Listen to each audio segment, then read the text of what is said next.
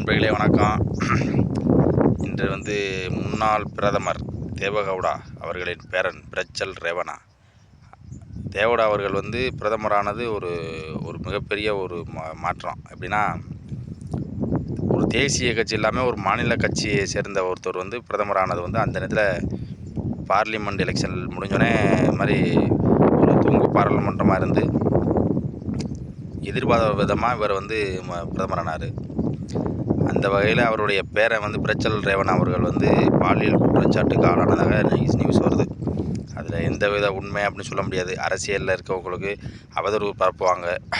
இருந்தாலும் இந்த மாதிரி குற்றச்சாட்டுகள் வருவது என்பது அரசியல்வாதி அது முக்கியமாக ஒரு பிரதமருடைய பேரன்கிற முறையில் அவங்க சித்தப்பா அவரும் இப்போ குமாரசாமி முதலமைச்சராக இருந்தவர்.